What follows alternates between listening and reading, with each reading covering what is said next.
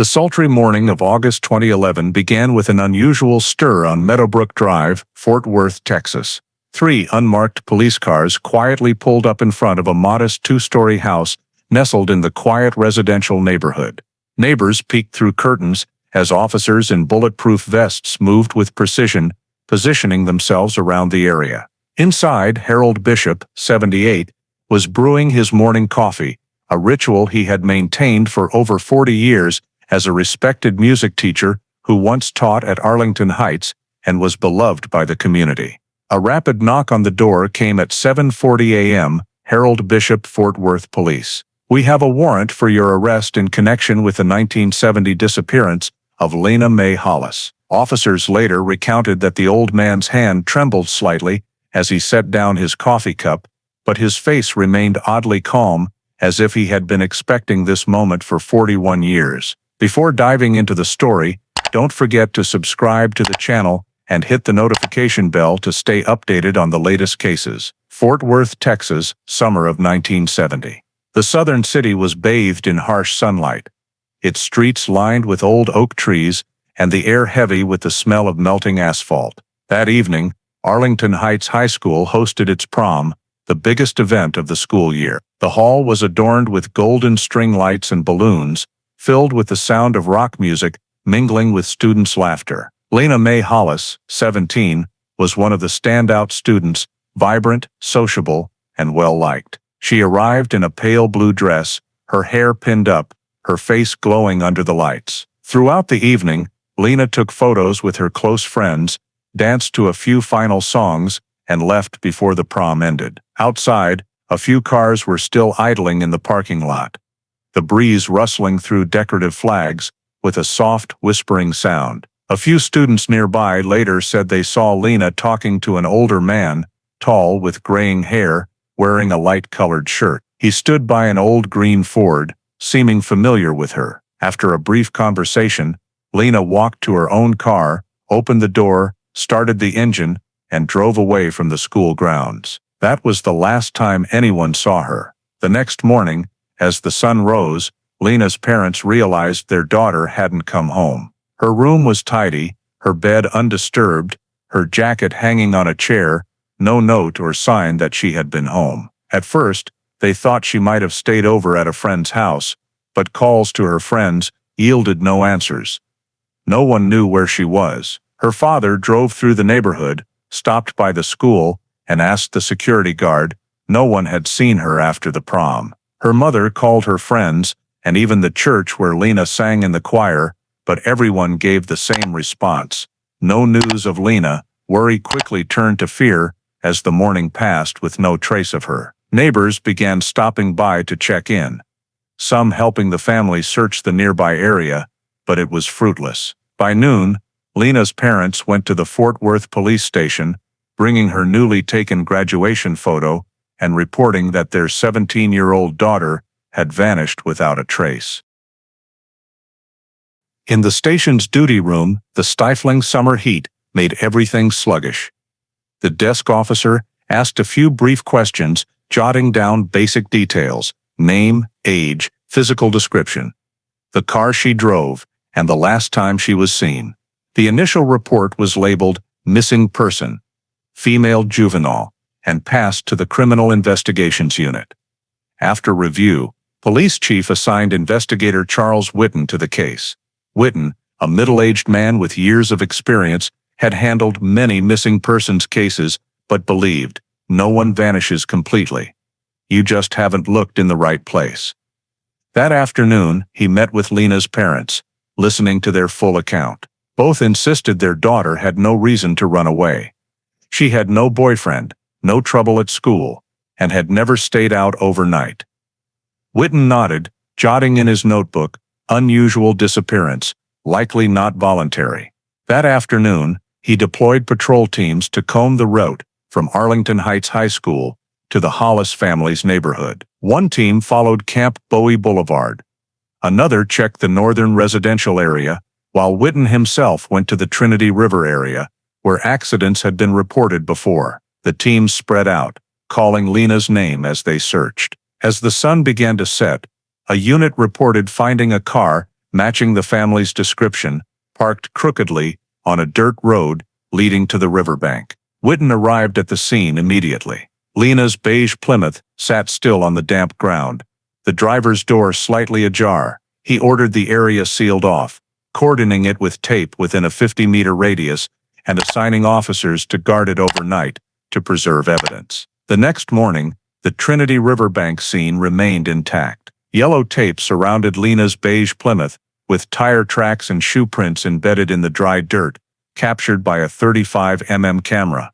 The Fort Worth police forensic team arrived early, carrying toolkits and evidence logs. The air was heavy, broken only by the click of cameras and the scratch of pencils. On the driver's door, a small dried reddish-brown streak was visible only in slanted light. A technician gently swabbed it, placing the sample in a glass tube labeled 2471 FW3, suspected blood. Inside the car, the dashboard was clean, the seats undisturbed, and Lena's purse and belongings were still in place. There were no signs of a struggle, no damage or theft. Witten circled the car, examining the ground. A few steps from the rear tire were different tire tracks, smaller, with a distinct tread pattern unlike Lena's car. The tracks stopped abruptly at the road's edge, as if the other vehicle had paused briefly before leaving. He signaled for forensics to record the tread's length, width, and photograph it from 3 angles. A young technician pointed out a shoe print in the dried mud near the driver's door, a thick heel, larger than an average woman's size. Witten noted, "Male shoe print does not match victim's size." Soil samples were collected in paper bags, labeled, and signed by the collector. While inspecting the bushes behind the car, an officer found a small piece of pale blue fabric, torn at one corner and stained with mud. The material was smooth, matching the description of Lena's prom dress. Witten examined it closely, ordering photos of the scene before collecting the sample. The fabric was placed between glass slides and sealed. All evidence was then stored in a specialized tin box and sent to the police department's evidence room. The area was meticulously measured. Forensics marked the car's position, wheel direction, ground slope, and distance to the water's edge. There were no skid marks or brake tracks. The car appeared deliberately parked. Meanwhile, the river flowed slowly, its surface glinting in the early sunlight. Search teams probed the mud along the bank with poles, but found nothing. On the shore, only scattered debris lay among the grass. No signs of Lena being dragged or resisting.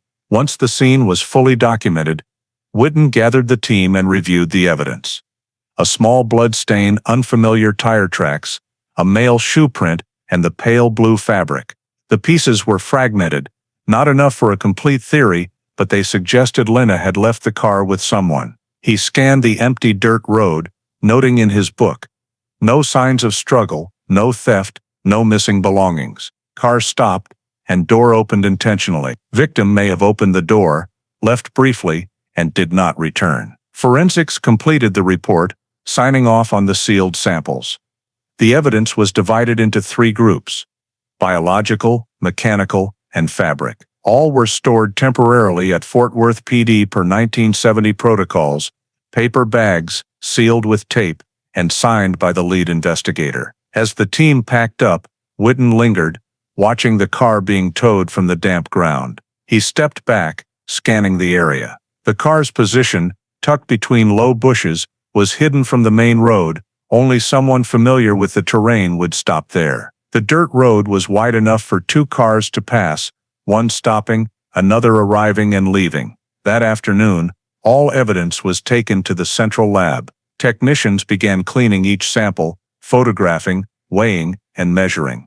The preliminary report noted, dried blood, small quantity, gender unidentifiable, shoe print larger than average female size, fabric matches victim's clothing description. Meanwhile, patrol teams extended their search along the river for another half-mile, but found no new traces. Witten returned to the office near dusk, spreading the scene photos across his desk. He marked each spot with a red pen, connecting points: car door, tire tracks, fabric location, shoe print. Lena's movements were unclear, no smaller footprints, no dropped items. It seemed she left the car with someone. The evidence leaned toward her, leaving voluntarily, likely with someone she knew. In his report to the chief, he wrote, "No signs of struggle or theft. Victim likely left the car willingly, possibly with an acquaintance." That evening, the scene report was finalized, coded 2471 FW scene report. The small pieces of evidence, a drop of blood, a torn fabric scrap, a few shoe prints, were all that remained from the night Lena vanished. Whitten reviewed the report, knowing the investigation was just beginning, but his gut told him this wasn't simply a case of a girl running away from home. After completing the scene report, Whitten returned to the station and began the next phase, reconstructing Lena's final known moments. He instructed the clerk to contact Arlington Heights High School to compile a list of all students, teachers, and staff present at the prom. A team of investigators was sent to the school the next morning. The principal and teachers on duty confirmed Lena left the hall before the event ended. No one saw her arguing or acting unusually before leaving. A few students said she said goodbye to her close friends, then walked to the parking lot alone. No one saw her get into a car with anyone else. Whitten reviewed the crime scene photos, a hypothesis slowly forming in his mind. If Lena left the prom alone and her car was found not far away by the river, she might have stopped en route, met someone she knew, and that encounter led to her disappearance. He ordered a sweep of the entire route between the school and where the car was found. It was a familiar path for students. Down Camp Bowie Boulevard, turning onto University Drive, then connecting to Riverside Drive, a quiet area after dark. While the investigation team canvassed the route, they stopped at a small gas station near the Camp Bowie intersection. The manager, a middle-aged man, recalled that on the night of the prom, a young girl in a blue dress stopped to fill up. He confirmed she was alone, but noted that while paying, she was talking to an older man, tall, with graying hair at the temples. The man drove a dark green Ford, parked at the station for only a few minutes before leaving after the girl. When Whitten pressed for details, the witness said he couldn't hear their conversation, but sensed the man seemed familiar with her. The witness was asked to describe the man's face for a sketch. The field artist's hand-drawn image was simply noted: male, approximately 40, long face, high nose bridge. The police sent an internal request to the vehicle registration office, asking for a list of all dark green Ford vehicles manufactured between 1965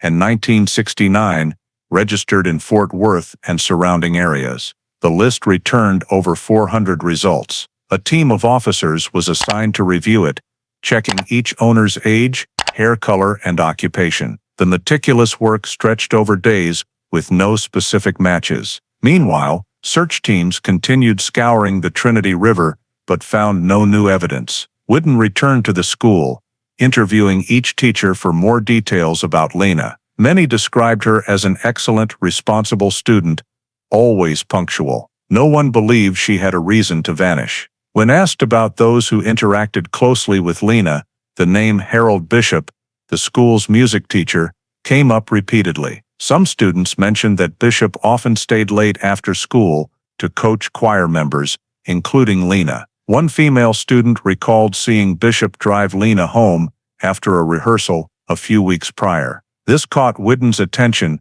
and he requested verification of the man's teaching schedule and address. While awaiting a response from the administrative office, he analyzed the victim's travel route. From the school to where the car was found was only about 5 miles, a straight route, not far from residential areas. If Lena left the school alone, it would have taken her less than 15 minutes to get home. The fact that her car was found in a secluded spot by the river suggested she veered off the main route, something she had no reason to do unless prompted or willingly stopping for someone she knew. All details pointed to the possibility that the victim encountered someone en route.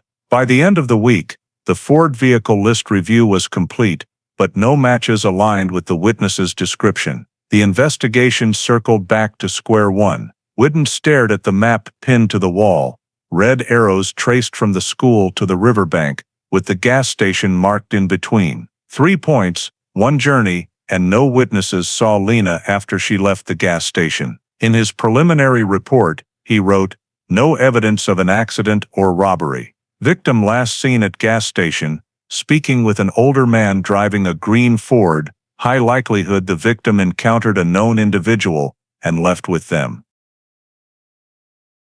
After completing witness interviews and route sweeps, Witten realized the investigation had hit its first dead end.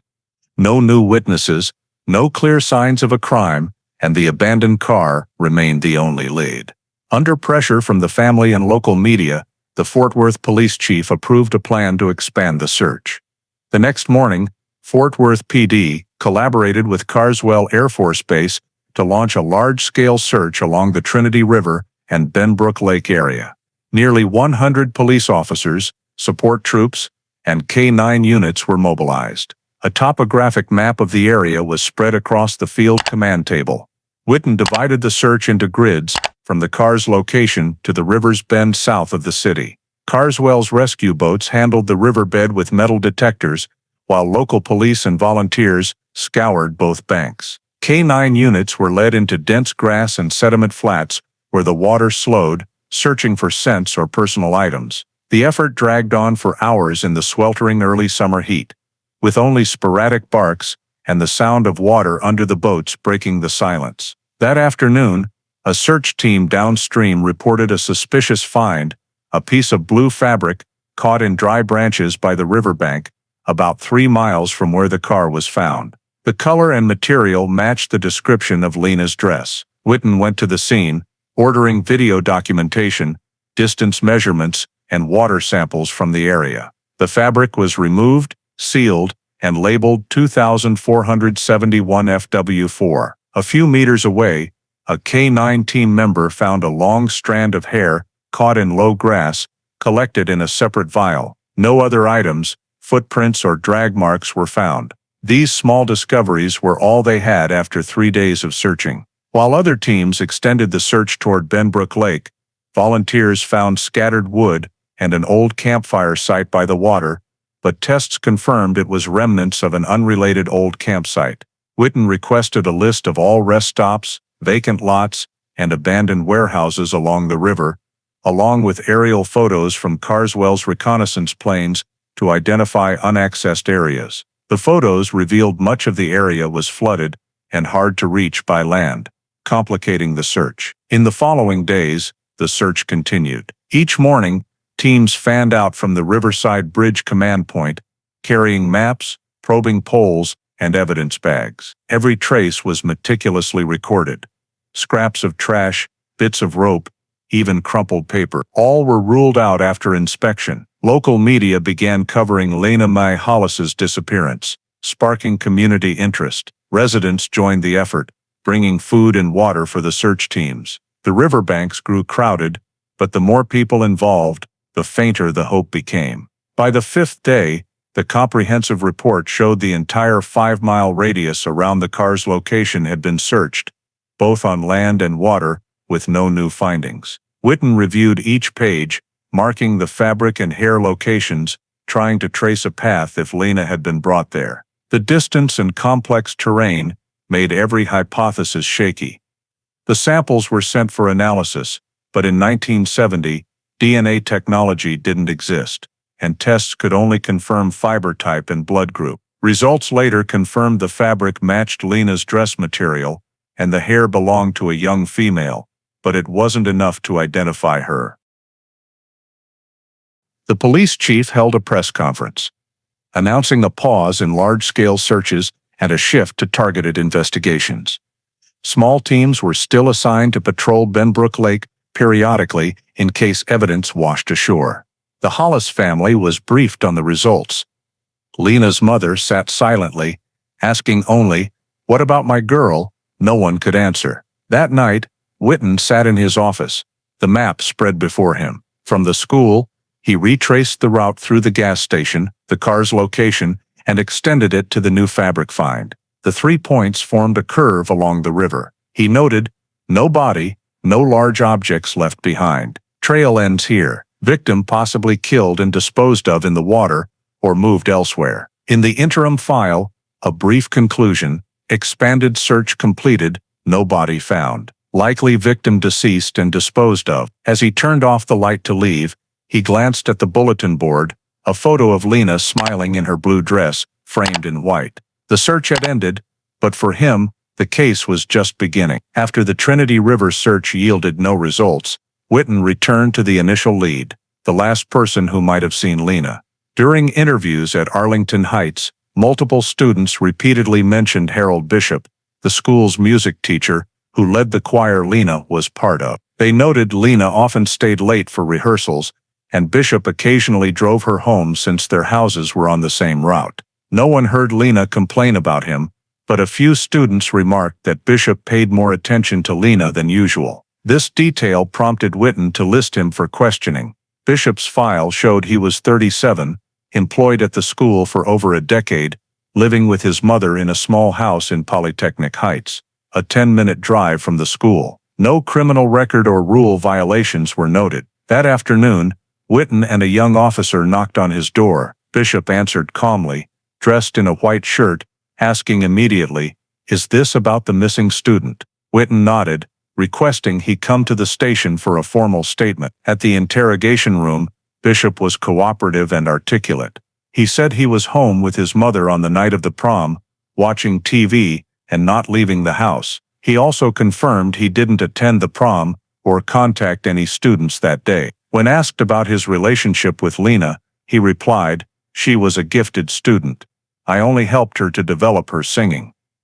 He showed no nervousness, his tone calm, even empathetic about the disappearance. But when asked about the last time he saw Lena, Bishop paused briefly before saying, "Maybe the week before the prom." That hesitation didn't escape Witten's notice. After the interview, the team visited Bishop's mother to verify his alibi. She was an elderly woman, frail, with a trembling voice, confirming her son was home all evening, watching TV until late. When pressed for details, she mentioned they watched the evening news followed by a movie. Witten noted the program names, and upon checking the local TV schedule, he found a discrepancy. The movie she referenced aired the following night. The small inconsistency piqued his interest.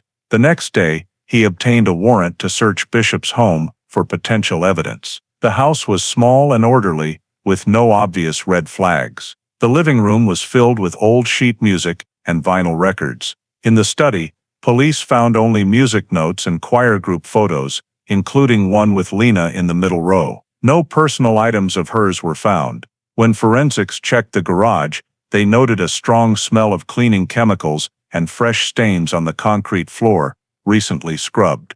A long streak of standing water under the car caught attention, but a quick blood test was negative. Witten ordered samples of the floor and some discarded rags from the trash to be sealed. After nearly 2 hours, the search yielded no direct evidence.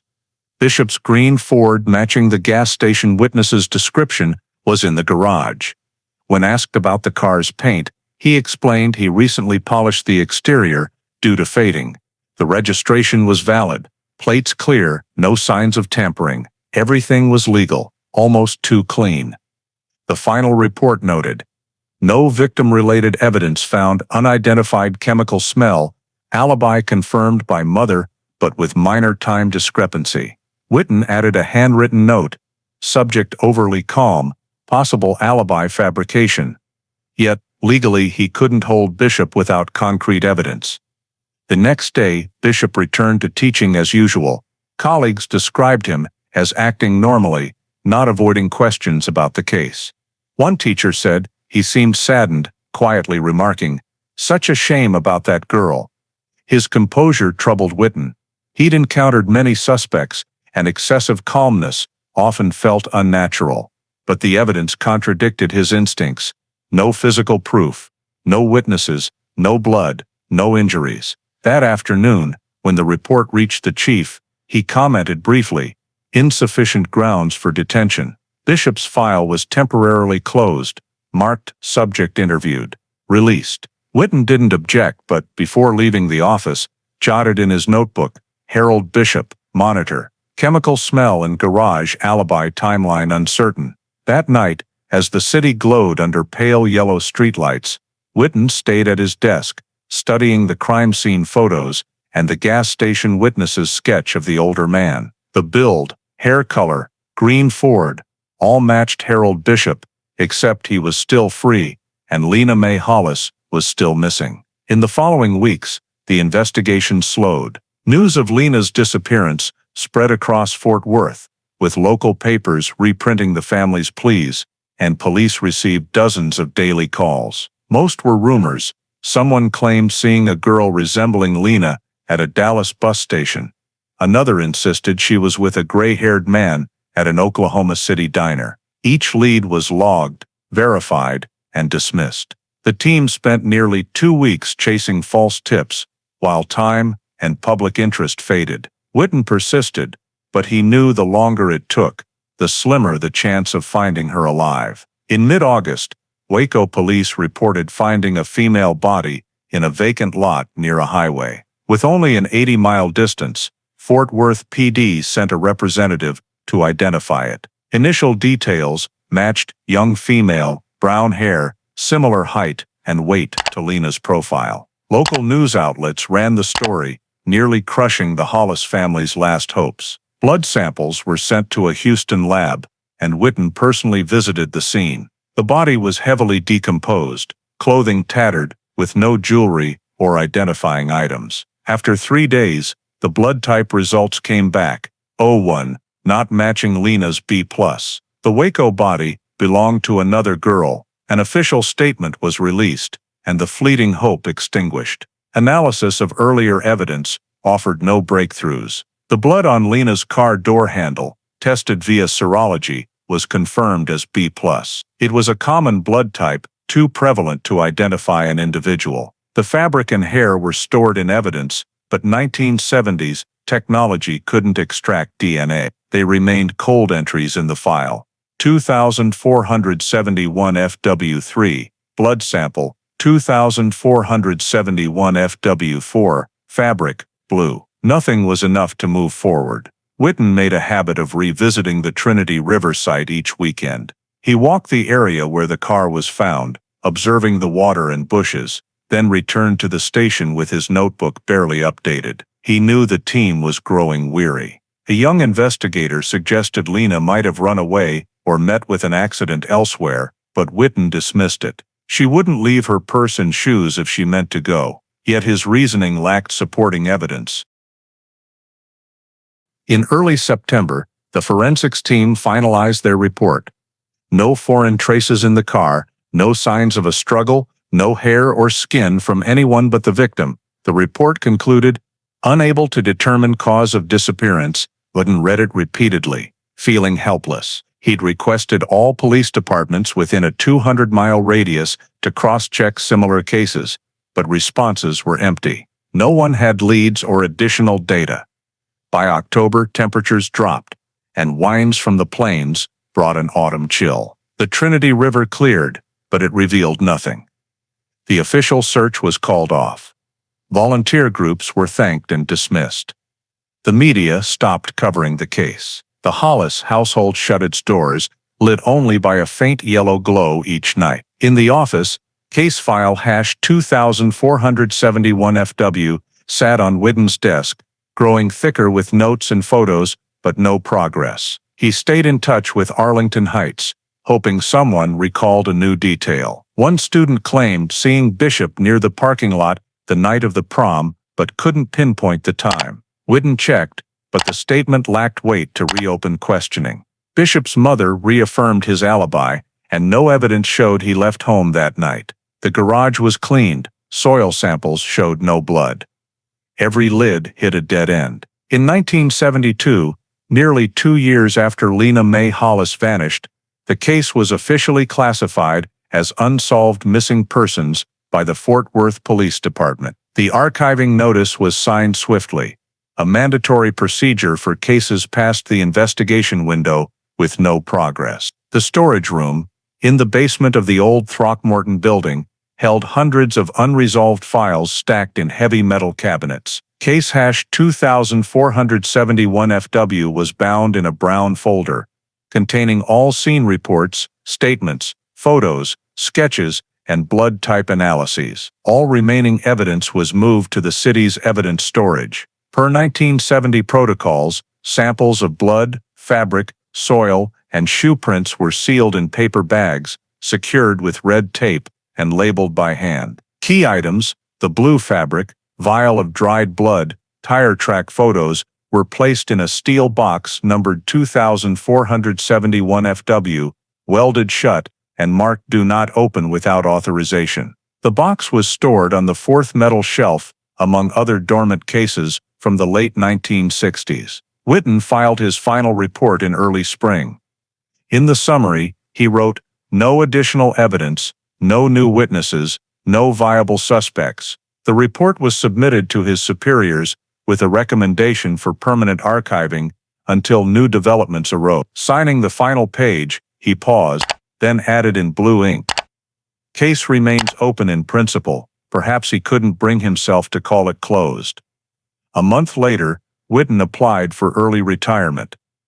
30 years in the force had worn him down, and Lena Mae Hollis's case was his last. On his final day, he visited the storage room, walking the cold rows of cabinets, stopping at the drawer, holding 2471 FW. He opened it, glanced at the photo of the girl in the blue dress, clipped to the folder's cover. A brief moment, then he closed it, signed the handover log, and left the building. His name was later replaced with "Retired," July 1972. Time passed, personnel changed, and Lena's file faded into obscurity. Each year, new investigators skimmed the backlog of open cases, but most only flipped a few pages before returning it.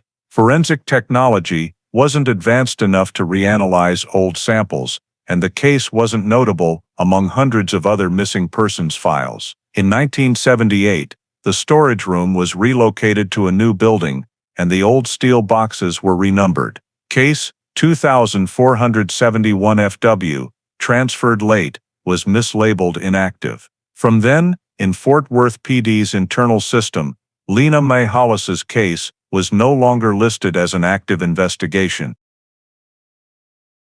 Through the 1980s and 1990s, Texas changed. Fort Worth grew, and the dirt roads along the Trinity River were paved over. The lot where Lena's car was found became an industrial parking area, its physical traces buried under concrete. In storage, Box 2471 FW sat untouched, gathering thick dust, its sealing tape yellowing. Only periodic inventory staff handled it. The last entry in the maintenance log, added in 1989, read, "Condition stable, no reopening requested." 40 years passed, and Lena's name no longer appeared in annual reports. Her family moved away from the city, leaving only a symbolic grave at Greenwood Cemetery, inscribed with, "In memory of our daughter, missing since 1970." The case file faded into obscurity among hundreds of other unsolved cases. And in the dark basement of the Fort Worth Police Department, the steel box labeled 2471 FW remained locked, waiting for another generation of investigators to find and open it again. In early 2011, the Fort Worth Police Department launched a special project called the Cold Case Initiative, aimed at reviewing unsolved missing persons and homicide cases from the past half-century. Outdated databases were digitized, and thousands of paper files were pulled from the basement for electronic scanning. Cases from the 1960s to 1980s were prioritized due to the well-preserved condition of their physical evidence. Lieutenant Linda Ross, a veteran investigator with the Criminal Investigations Unit, was assigned to lead the newly formed cold case team. With over 20 years of experience in missing persons cases, she was known for her meticulousness and habit of rereading every line in old files, overlooking no detail. When Ross and her technical team opened the archived case catalog, they found nearly 500 cases closed for over 30 years. Most lacked evidence or had damaged records. However, one file stood out, case number 2471 FW, labeled Missing Person 1970. With the victim's name, Lena Mae Hollis. The file's last status was brief, stored, condition stable. Attached documents indicated the case's evidence was sealed in a steel box, untouched since 1972. On March 14, 2011, the cold case team visited the storage room to inspect. In the large room filled with metal cabinets, they found the dusty old box with faded markings on its lid. The sealing tape was intact, bearing the faded signature of investigator Charles Whitten. When Ross carefully opened it, the contents were undisturbed: a vial of dried blood, a piece of blue fabric, photos of shoe and tire prints, and a few yellowed typewritten reports. The evidence was better preserved than expected. She ordered an inventory report, photographed everything, and sent it to the forensics lab to assess DNA analysis potential. Ross spent the next week reviewing the entire file. Each thin page was filled with typed text and Whitten's handwritten notes, detailing initial scene observations, witness statements, and notably, the name Harold Bishop, teacher, potential acquaintance. Nearly 40 years had passed, and most involved parties were likely elderly or deceased, but to her, the case never truly felt closed. Ross requested a preliminary forensic evaluation to determine if the blood sample could yield DNA. The results were surprising. Due to the vial's sealed storage in a dry environment, the sample was viable for modern analysis.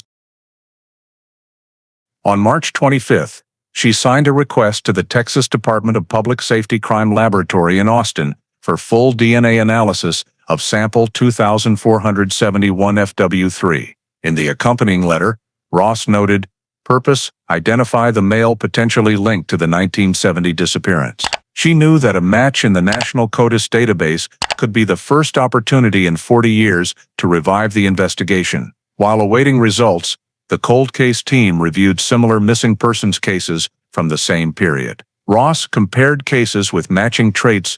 Female victims vanished after school hours or in neighborhoods near Arlington Heights. A few were similar, but had resolved with bodies found or cases closed. Lena Mae Hollis's file remained one of the few complete disappearance cases still open. She also found Whitten's old notes describing suspect Harold Bishop as showing signs of concealing the truth, but not prosecuted due to insufficient evidence. In April, the Austin lab reported that extracting DNA from the dried blood took longer than expected, but initial results confirmed it belonged to a male. Ross reviewed the old report.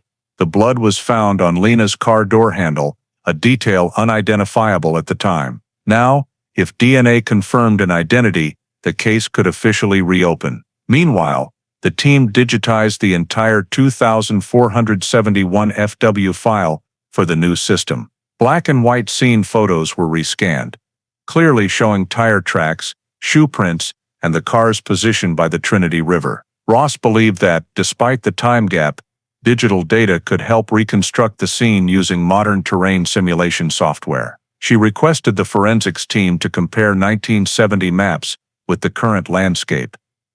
The area where the car was found had been leveled for a container parking lot. A month later, results from Austin arrived via official channels. The DNA from case 2471 FW evidence was fully extracted. The preliminary report confirmed it was male DNA, eligible for comparison in the National CODIS database. Ross read the bolded line, "Sample eligible for national comparison," and immediately requested a match search. She knew that, with luck, among millions of criminal records nationwide, there could be a match, and if so, it could reopen a case forgotten for over 4 decades. 2 weeks later, on a late afternoon, a CODIS notification lit up the cold case unit's computer screen. Ross saw the familiar status, "Match found, verification required." Her heart raced, hands trembling slightly as she opened the attached file. She didn't rush to inform others, instead sending a cross-verification request to the Texas Department of Public Safety Crime Lab to confirm accuracy. The next day, the official report arrived. The results stunned Ross. The DNA sample 2471 FW3, collected from Lena Mae Hollis's car door handle in 1970, matched perfectly with the profile of Harold Bishop, 78, residing in Weatherford, Texas. A note in the file stated Bishop was arrested in 1999 for harassing a minor, receiving 3 years of probation and community supervision. Ross paused at the screen, staring at the familiar name from Witten's 1970 typewritten reports. After 41 years, the name he listed as monitor had resurfaced. Ross immediately requested all data on Bishop. State police records showed he taught music at Arlington Heights High School from 1961 to 1973, retiring 2 years after Lena's disappearance. He later moved around, teaching privately and working at a Dallas youth center before his 1999 prosecution. His DNA and fingerprints were recorded per regulations, enabling CODIS to identify the match. Ross called an emergency meeting with the cold case team. On the digital board, she outlined the timeline. The 1970 crime scene DNA fully matched Harold Bishop's profile. It was the first legally actionable evidence in over 4 decades. The room fell silent. After a few minutes, she ordered a review of all stored evidence for corroboration. The forensics team examined fingerprints from the victim's car door and dashboard. The 1970 data was captured on film, but modern image processing allowed magnification and comparison with Bishop's digital profile. Results showed 3 of 5 fingerprints matched in whorl patterns and ridge points. The comprehensive report reached Ross by the weekend. She read each page, then set it down, knowing the evidence chain was sufficient to restart the investigation as a homicide. The next day, she submitted a formal request to the Tarrant County District Attorney's Office to reopen Case 2471 FW and authorize a full investigation. In the accompanying summary, Ross wrote, "Male DNA matches Harold Bishop, the victim's music teacher. Fingerprints match on car door. Likely linked to the 1970 disappearance." The DA's office responded the same day, requesting additional demographic information on Bishop and an assessment of his health due to his age. Police confirmed Bishop lived with his second wife in a small town near Weatherford, still teaching private piano lessons. No violations were recorded in the past decade. Ross arranged for a covert surveillance team to monitor his routines and movements. For the first 3 days, he rarely left the neighborhood, only biking to a convenience store and walking a small dog each morning. While the surveillance team worked, Ross reviewed the old file again. The more she read, the more she appreciated Witten's meticulousness, notes about the chemical smell in the garage, the inconsistent alibi timeline with TV schedules, and the suspicion of excessive calmness. It all aligned with Bishop's current persona, a calm, discreet elderly man confident his past was buried. She resolved not to let this case slip away again. On July 9th, Ross presented the full file and DNA results to the head of criminal investigations. The report was approved immediately. Fort Worth PD officially reopened Lena Mae Hollis's disappearance, classified as homicide, cold case reopened. A task force was formed, with Ross as the lead investigator. She knew that from this moment, the case was no longer just an old file being revisited. It was a new investigation picking up where Charles Witten left off 40 years earlier. After receiving official approval, Ross all but abandoned administrative duties to focus entirely on the storage room. The small space smelled of old paper and dusty files, but to her, it was the only place she could converse with the past. She opened each of Witten's reports, scene descriptions, bloodstain notes, witness statements, blood type analyses, and sketches of the beige Plymouth's position by the Trinity River. Ross spread the documents on a table, arranging them chronologically, then marked them with red pins on a large map hung in her office. As the pins formed a line, Lena's final journey became clear, leaving Arlington Heights, stopping at the Camp Bowie gas station, and ending at the Trinity River, where her car was abandoned. Between those points lay a 41-year gap, a gap Ross now knew she had to fill. Ross decided to reconstruct Lena's route on the night she vanished.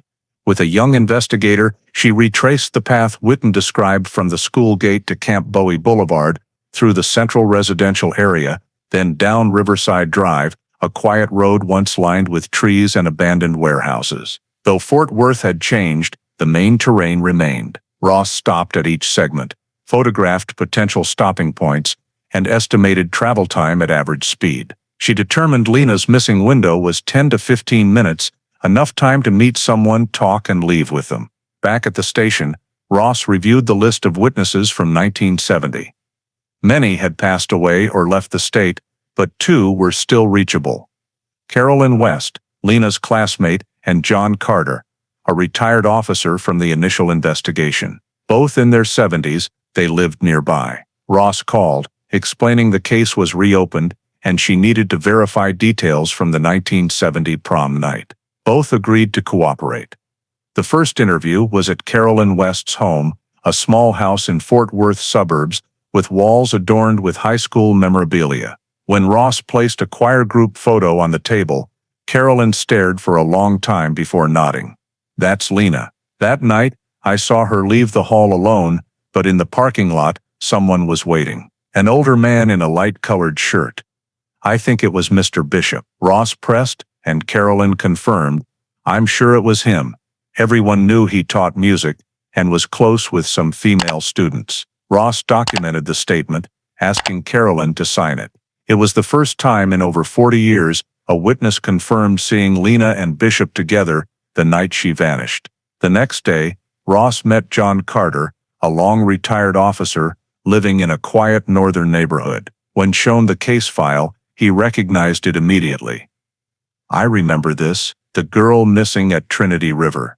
We suspected Bishop from the start, but we had no evidence back then." Carter recounted joining the 1970 search of Bishop's home, recalling the chemical smell in the garage and the green Ford parked inside. It seemed off, but the soil and water samples tested negative, and his mother provided an alibi. Witten believed Bishop was involved, but couldn't do more. Ross recorded the conversation, which matched Witten's original report notes perfectly. Back at the station, Ross compiled the new statements. She pinned photos of Lena and Bishop side by side on the board, drawing a red line from the school to the parking lot. Below, she wrote in marker, "Seen with suspect, witness confirmed." The final piece of the timeline was falling into place. The DNA proved Bishop was at the scene, fingerprints in the victim's car matched, and now a witness placed him with Lena. All evidence pointed to one conclusion: Harold Bishop was responsible for the 1970 disappearance. However,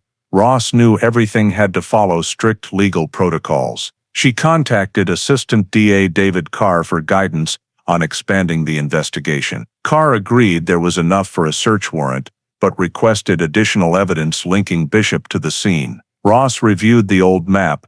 Bishop's Polytechnic Heights home was just over 10 miles from the car's location, a 15-minute drive, well within his range the night Lena vanished. She photographed the map, attaching it to the file sent to the DA's office, noting proximity confirmed. Concurrently, the cold case team reviewed Bishop's civil records for health and asset details. Results showed he lived at his old Weatherford address with his second wife, owning the home since 1985. No unusual financial activity, no debts, no convictions beyond the 1999 harassment case. To neighbors, he appeared a harmless elderly man. But Ross knew such calm was often a facade crafted by those with the heaviest guilt. At the month's-end internal meeting, Ross presented the evidence to the team: DNA, fingerprints, new witness statements, geographic proximity, and potential motive. Each piece was tagged and displayed on screen. No one in the room disputed her conclusion. After the meeting, Ross drafted a report requesting a warrant to search Bishop's current residence and seize evidence per homicide investigation protocols. She signed, dated, and sent it directly to DA Carr. As night fell, Ross stayed in her office, staring at the board with photos and the route map. Next to Lena's picture was Witten's note, which she had copied in red ink: "No robbery, no accident. Lured from the car." Below it she added, "The one who lured her, Harold Bishop." Outside, the city of Fort Worth had transformed, its old roads now filled with lights and traffic. But Lena's story remained frozen in the pages of an aging file. Tomorrow, when the search warrant was signed, the case would enter a new phase, and this time, it would not end in silence. Early on August 2, 2011, the Tarrant County Court approved the search warrant for Harold Bishop's home and delivered it to the Fort Worth PD Cold Case Unit. Lieutenant Linda Ross led the team, joined by 3 criminal investigators, 2 forensic technicians, and a representative from the DA's office. The address in the warrant was an old two-story house on Meadowbrook Drive in the Arlington Heights neighborhood, where Bishop had lived for over 20 years. The quiet suburban home had neatly trimmed grass and drawn curtains. As the police vehicles pulled up, neighbors peeked out, unaware that the gentle-looking, silver-haired man was about to face a case buried for 4 decades. Ross knocked, presenting the warrant. Bishop opened the door, wearing a gray sweater, his eyes a mix of surprise and unease. "What's this about?" he asked. Ross calmly replied, "We need to check some things related to an old case. Please, cooperate." As one officer read the warrant aloud, 2 technicians began photographing and recording the area. Bishop didn't resist, stepping back and sitting in a living room chair, his hands trembling slightly. Ross noticed family photos and music certificates on the walls, many black and white images from his teaching days. The search began on the ground floor. The living room and dining area yielded nothing unusual beyond personal items and musical instruments. However, entering the garage, Ross sensed a shift in the air. The spacious room, dimly lit, carried a mixed scent of cleaning solution and motor oil. Old wooden shelves along the walls held dozens of cardboard boxes, metal containers, and car repair tools. Ross ordered the forensic team to scan for metal and check wall temperatures. A technician noted that one section of the back wall had mismatched brick and cement, as if recently patched. Ross signaled for a handheld scanner to detect hollow spaces. After a few minutes, the device signaled an anomaly at about 5 feet above the floor. Tapping with a small hammer produced a hollow sound. Ross ordered a small hole drilled, and a fiber optic camera was inserted. Light reflected off a metallic object inside. Under the prosecutor's observation, the forensic team carefully removed the bricks. A small cavity appeared, containing an old wooden box wrapped in oilcloth. The dusty box, sealed with rusted wire, was opened, and Ross and the team held their breath. Inside were neatly arranged items: a silver hair clip, a bracelet engraved with LMH, a faded piece of pale blue fabric, and a few blurry black and white photos. Ross immediately recognized the initials on the bracelet, matching Lena Mae Hollis. She ordered on-site photography and documentation before sealing the items. When a technician held up the fabric, Ross was nearly certain it was the remainder of the prom dress Lena wore the night she vanished, identical to the 1970 crime scene sample. The box also contained a small plastic bag with several long hairs tied with a thin ribbon. The entire box and contents were sealed on-site, labeled 2471 FW 2011-2, and sent to the state lab for analysis. While forensics continued sweeping the garage, Ross scanned the area. Beneath old paint, the floor showed faint stains, likely from spilled liquid cleaned with chemicals years ago. A technician used UV light, revealing small fluorescent patches, possibly blood traces scrubbed long before. Ross ordered photos and surface samples for further testing. When questioned, Bishop remained silent, his face pale, eyes fixed on the floor, lips tightly shut. Ross reiterated his legal rights under the warrant, but he gave no response. The search continued in other areas: the basement, storage shed, and personal office. In an old cabinet of documents, they found sheet music and student notes. One loose page had faded ink. Lena, solo part, June recital. Ross read it silently, a chill running down her spine. The paper was sealed with the documents as additional evidence. The search lasted nearly 6 hours. As the team left the garage, the wooden box was the most critical evidence taken. Everyone understood that if tests confirmed its contents, this would be an irreversible turning point. Ross drafted an on-site report, requested signatures, then turned to Bishop. "Do you have anything to say?" The old man looked at his hands, shaking his head. "Nothing. I don't know who put those things there." She didn't reply, only nodded to a colleague to escort him to the station for questioning. 2 days later, the Austin lab sent urgent results. The hair from the wooden box matched Lena Mae Hollis's DNA profile 100%, based on reanalyzed archived samples. The blue fabric's weave and color fully matched the 1970 crime scene sample. Ross read the results, her hands trembling slightly. 41 years of waiting, and undeniable evidence had finally emerged. She immediately called DA David Carr.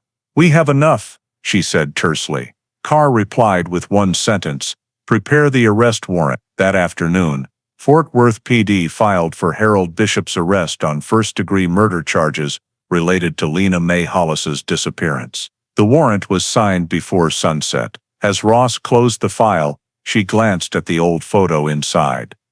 Lena smiling in her blue dress among the choir. After 40 years buried, the truth was finally rising from the walls where the perpetrator thought it could stay hidden forever.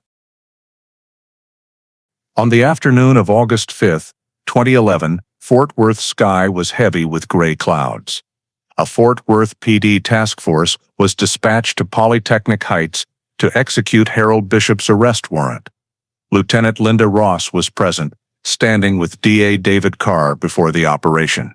They had waited months, even decades, since the case first opened in 1970. At 4:20 p.m., 3 patrol cars, without sirens, slowly entered the quiet street where house number 1427 sat between rows of old oak trees. Neighbors watched curiously, unaware of what was unfolding. 2 officers knocked, identified themselves, and announced the warrant. Bishop stepped out, wearing a pale blue shirt, hands smudged with grease. He saw Ross behind them, his expression blank. Upon hearing, "You're under arrest for suspected murder." Lena Mae Hollis, 1970.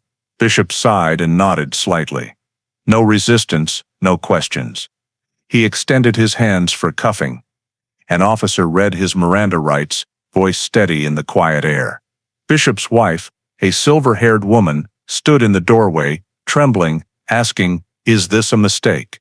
Ross didn't answer. She looked directly at the suspect, saying slowly, "Harold, 41 years later, it's time to tell the truth." At the station, Bishop was taken to the cold case unit's interrogation room. Harold Bishop sat back in a chair, hands on the cold metal table, his cloudy eyes still carrying the gaze of someone accustomed to controlling others. Across from him were Lieutenant Linda Ross and DA David Carr, both with thick case files. The formal interrogation began at 8 p.m. and stretched through the night.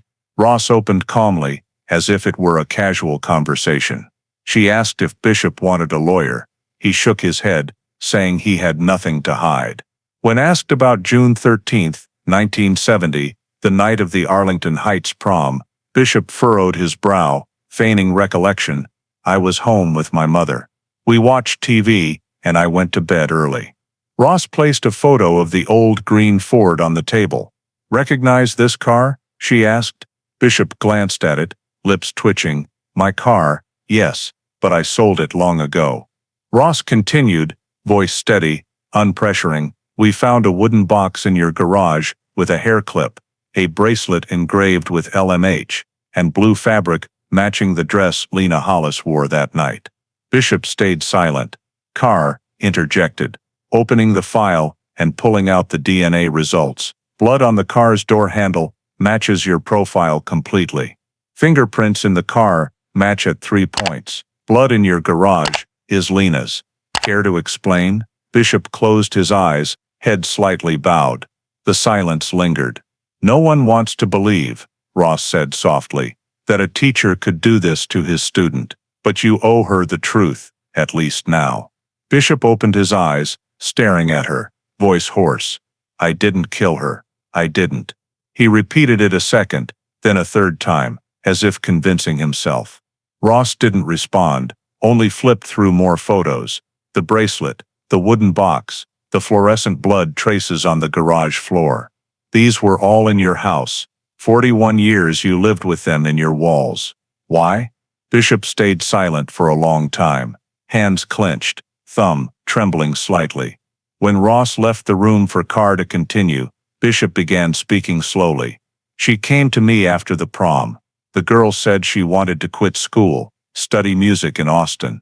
I told her it was crazy. I scolded her, and she cried. I just wanted to keep her another year, but then, she pushed me, I grabbed her, and things got out of hand."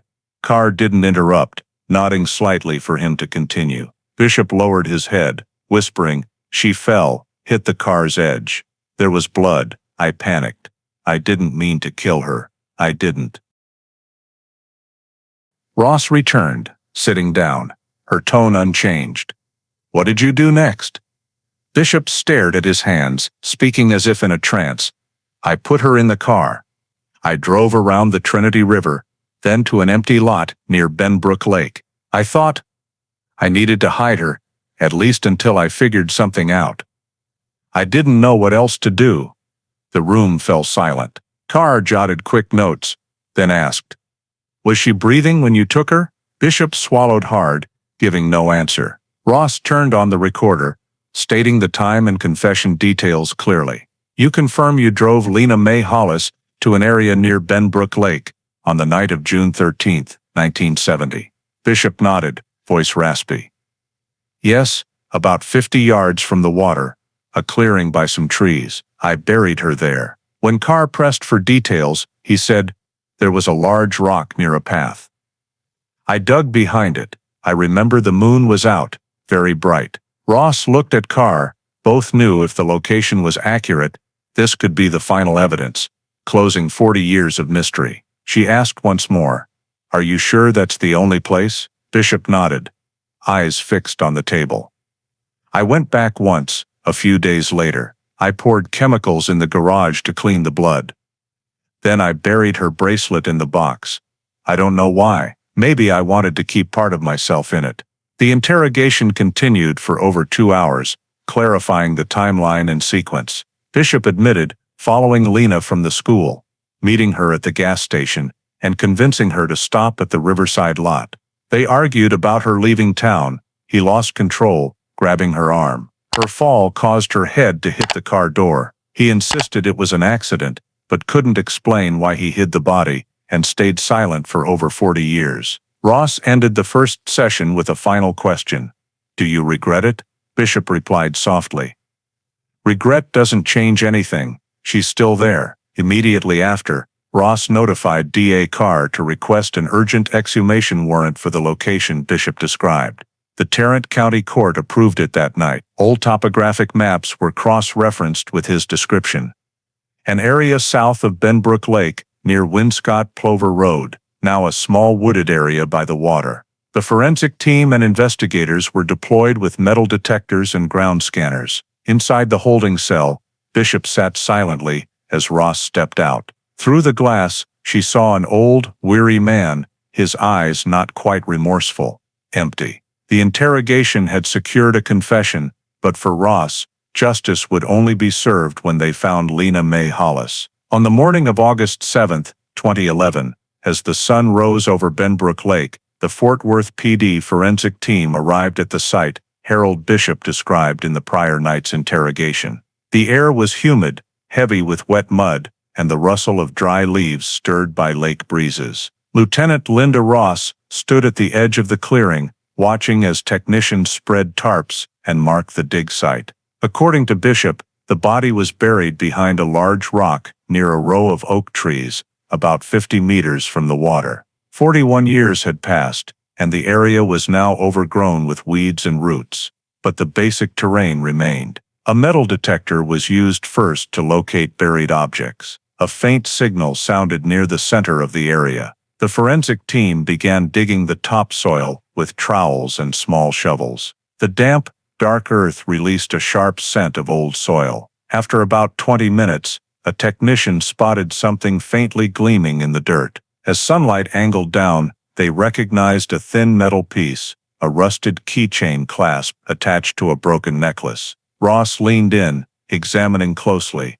"Keep going," she said softly. Digging another half-meter, the team uncovered tattered pale blue fabric mixed with black soil.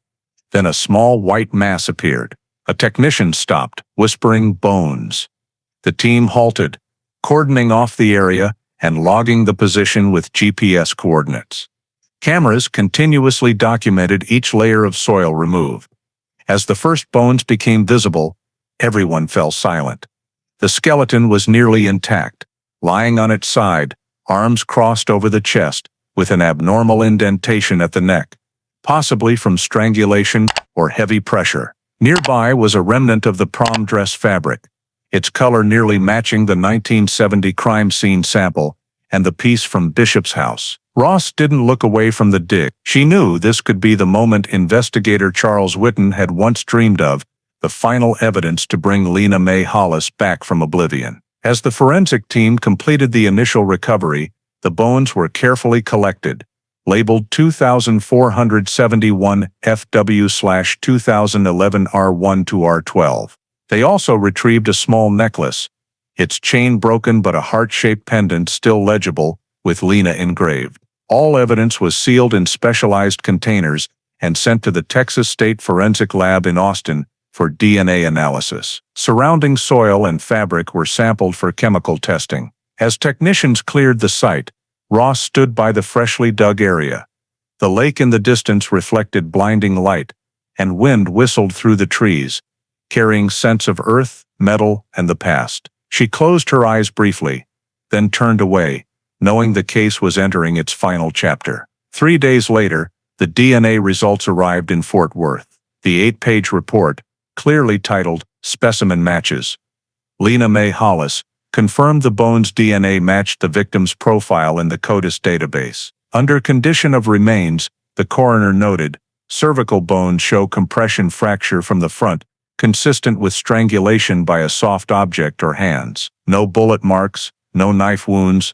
All evidence indicated the victim was attacked and strangled to death before burial. A detailed report noted small scratches on the arm bones, signs of resistance. The victim likely fought in her final moments. Remaining clothing, the blue dress fragment and necklace, matched the Hollis family's description and 1970 prom photos. There was no doubt the remains at Benbrook Lake were Lena Mae Hollis's. Holding the results, Ross sat quietly in her office. For 40 years, the girl's name existed only in files, scattered notes, and rumors. Now Ross could say they had found Lena, though heartbreakingly late. She called DA David Carr, her voice steady but heavy. Results confirmed. DNA matches. We can proceed with prosecution.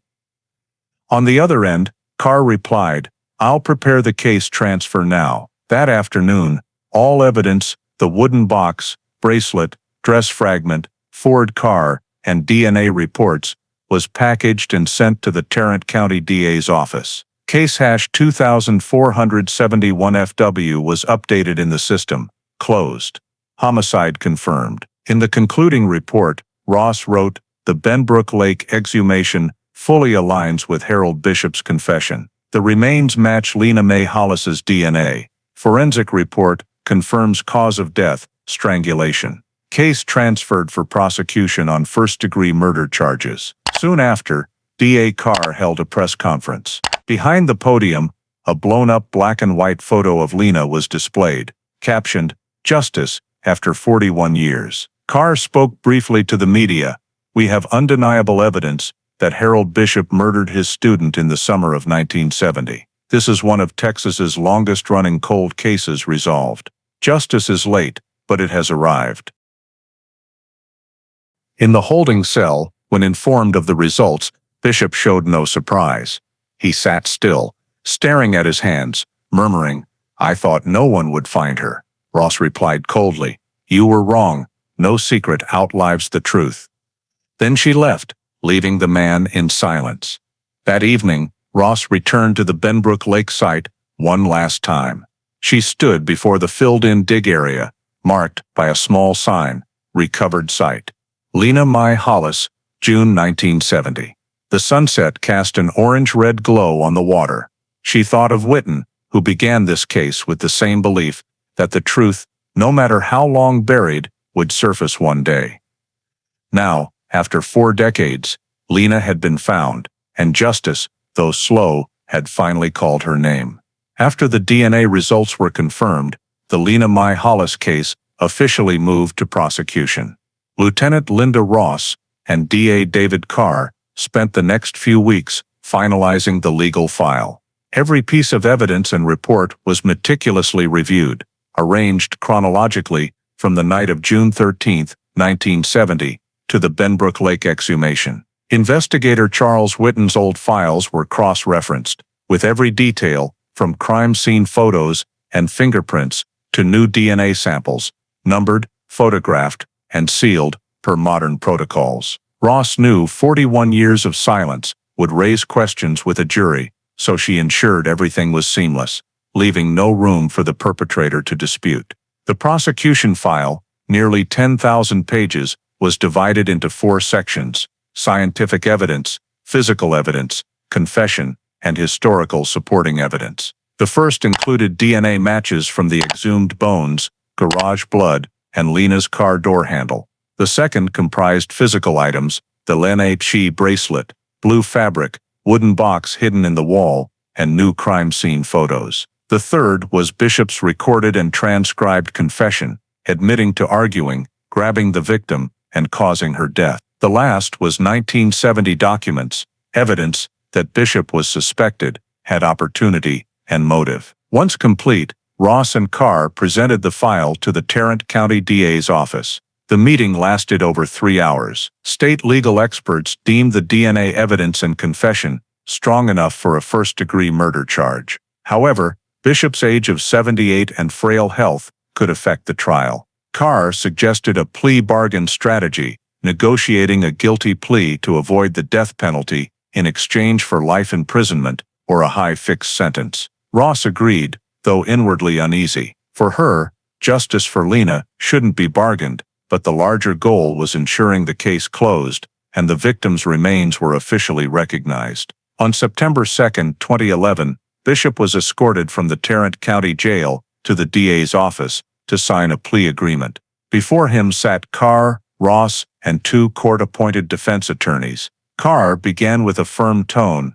"You are charged with first-degree murder under Section 19.02 of the Texas Penal Code. If you do not plead guilty, the case will go to trial, and you face a possible death penalty. If you admit to the act, the court will consider a 40-year prison sentence." Bishop sat silently, hands trembling, eyes fixed on the blank paper. Ross said nothing, observing the old man who had once seemed coldly confident during early interrogations. After nearly 10 minutes of silence, Bishop nodded slightly. He took the pen, signing his name shakily on the confession. The words were simple but complete.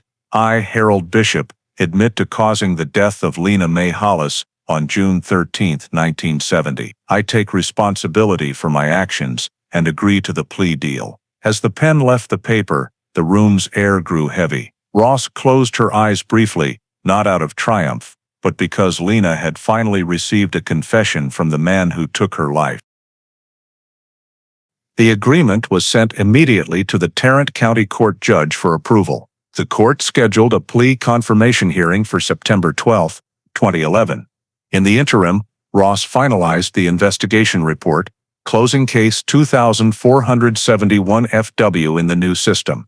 On the file's front page, she wrote, "Case solved, 41 years after disappearance."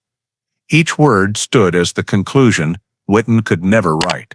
On September 12, Bishop appeared in court in an orange jumpsuit, hands cuffed. In the front row, Lena's remaining family, now just a cousin, and a few old classmates, sat silently. Carr read the indictment, listing the evidence chain, DNA results, fingerprints, the confession, and the forensic report confirming death by strangulation. Bishop was asked one last time, "Mr. Harold Bishop, do you admit to causing the death of Lena Mae Hollis in the summer of 1970? He raised his head, voice hoarse. "Yes, but it was an accident." Carr replied, "An accident doesn't bury someone and stay silent for 40 years. The room fell utterly still. The judge struck the gavel, accepting the plea agreement and moving the case to formal sentencing. Bishop would be held at the Huntsville Correctional Facility, Texas, awaiting the court's final ruling. Local media covered the story widely, calling it the return of a ghost from 1970. In news broadcasts, images of Ross and Carr leaving the courthouse, faces calm, became symbols of the belief that justice, however late, could be served. That evening, in the cold case unit office, Ross opened her desk drawer and pulled out Lena's faded photo, kept throughout the investigation. The girl smiled, eyes bright, expression simple. Ross placed the photo on the closed file, whispering, "We did it, Lena." Outside, a breeze carried the distant sound of church bells. The next day, the case file was officially transferred to the Tarrant County Court, marking the end of the investigation and prosecution phases. All evidence, from the blood vial to the blue dress fragment, was stored in the Central Archive, not to be forgotten, but to be remembered. The Lena Mae Hollis case, frozen for 4 decades, was sealed again with red ink. Prosecuted and closed, 2011. The trial of Harold Bishop officially took place in April 2012 at the Tarrant County Courthouse, Texas. Outside, local and national media gathered, calling it the trial of memory, a 41-year-old cold case finally brought to light. Fort Worth police set up barriers around the area, and dozens of locals who had followed Lena Mae Hollis's disappearance years ago attended, many now gray-haired, carrying old photos of the young girl who once shook their small community. Bishop was led into the courtroom in an orange jumpsuit, hands trembling but face still calm. At the prosecution table, David Carr sat beside Lieutenant Linda Ross, called as a special witness. Carr opened with a brief statement. 41 years ago, a 17-year-old girl named Lena Mae Hollis left her Arlington Heights prom and vanished forever. Today we are here to speak for her, because the evidence speaks loudly enough. He pointed to the evidence box on the table, the DNA vial, the LMH bracelet, the blue fabric, and a copy of Bishop's signed confession. The evidence presentation spanned 3 days. First was the DNA, confirmed by an Austin state forensic expert as a perfect match between the Benbrook Lake bones, the blood in Bishop's garage, and the 1970 car door sample. A second expert presented the autopsy report, noting cervical bone fractures and compression consistent with manual strangulation. Then Ross took the stand. She recounted the 2011 reinvestigation, how an old vial reopened the case, leading to the body's discovery. Her voice was steady, calm, but each mention of Lena's name hushed the room. Prosecutor Carr played Bishop's recorded confession for the court. In it, his hoarse voice said, "I held her back. She fell. I didn't mean to. I panicked." The simple sound made many in the room lower their heads. Carr stopped the tape, speaking slowly. 40 years of silence, and these are the first words. "There is no doubt, ladies and gentlemen of the jury, Harold Bishop took Lena Mae Hollis's life." The defense, led by 2 court-appointed attorneys, built their strategy around the only weakness, lack of direct witnesses. They argued that, despite Bishop's confession, his advanced age, memory decline, and interrogation pressure could have skewed his statements. They moved to suppress part of the confession, claiming it was recorded without counsel present. One attorney stood, addressing the court, "My client is elderly, mentally fragile. No one witnessed the 1970 event, and no evidence confirms the girl didn't die accidentally." Carr responded fiercely. He stood, slamming his hand on the table. "No one is buried in a forest by choice. No one accidentally hides for 40 years." He listed the evidence milestones: DNA, fingerprints, the repainted Ford, blood traces in the garage. This isn't faulty memory. This is science, data, truth. To bolster the case, Carr called John Carter, a retired officer from the 1970 investigation, as a witness. He recounted the initial house search, the chemical smell in the garage, and Witten's suspicions. "If we had DNA technology then, this would have ended 40 years ago," Carter said, voice low. Next, Carolyn West, Lena's classmate, took the stand. She confirmed seeing Bishop talking to Lena in the parking lot that night. When Carr asked, "Are you sure it was Mr. Bishop?" Carolyn replied, "I'll never forget that face. He stood under the light, and Lena smiled. I thought she was safe." Cross-examination stretched to the trial's 5th day. The defense pushed the accident angle, arguing no evidence showed Bishop's intent to kill. Carr countered by pointing to the photo of the engraved bracelet found in the suspect's wall. An innocent man doesn't keep a victim's memento in his home for 40 years. When fluorescent blood traces from the garage were shown, the courtroom fell silent, save for the clerk's pen scratching. On the sixth day, both sides concluded arguments. Carr closed with a line echoed in news reports: "Justice has no expiration date. After 41 years, Lena Mae Hollis deserves to be heard." He looked at the victim's family in the gallery. Lena's cousin wiped tears, and old friends clasped hands tightly. The jury retired to deliberate. At 4 p.m. Ross sat in the back, staring at the wooden plaque reading, "In God We Trust," on the wall. She didn't pray, only hoped the truth was clear enough. Nearly 3 hours later, the deliberation room door opened. The jury foreman stood, delivering the verdict. "We, the jury, having considered all evidence, find the defendant Harold Bishop guilty of first-degree murder." The room erupted in quiet relief. Bishop sat motionless, unresponsive.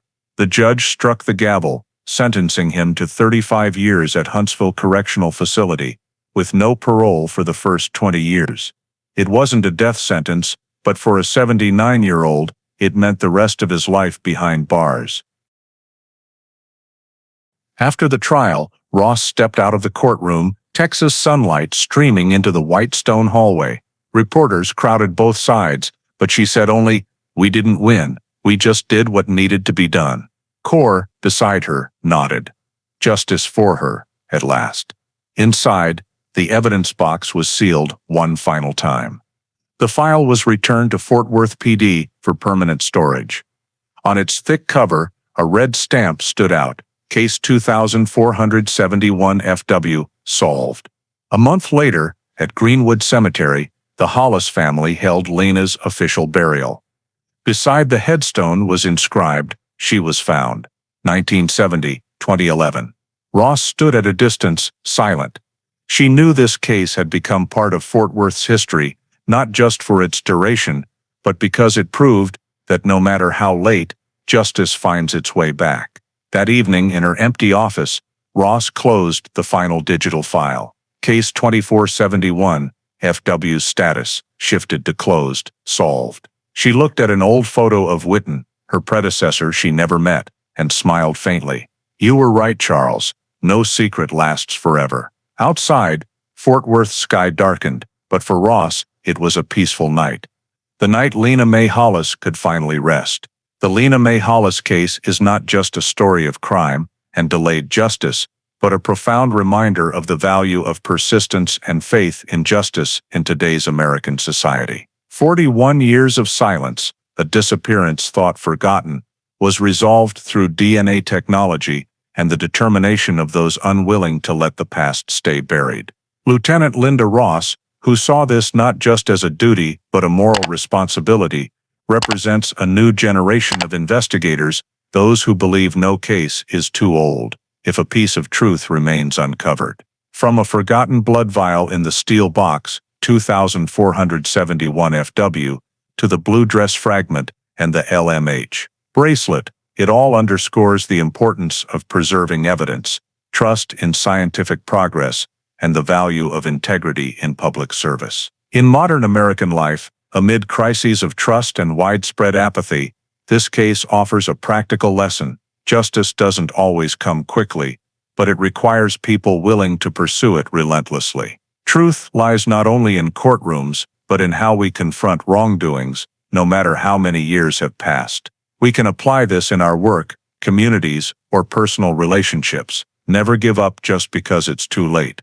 Never let silence or time obscure morality. Lena's story doesn't just close a case, it opens a reminder that in a turbulent America, justice endures only when we keep believing in it and acting for it, even if it takes a lifetime. If you believe justice can come no matter how late, please subscribe to our channel to join us in exploring more cold cases solved after decades. Thank you for following Lena Mae Hollis's story. See you in the next video, where more of America's secrets will be brought to light.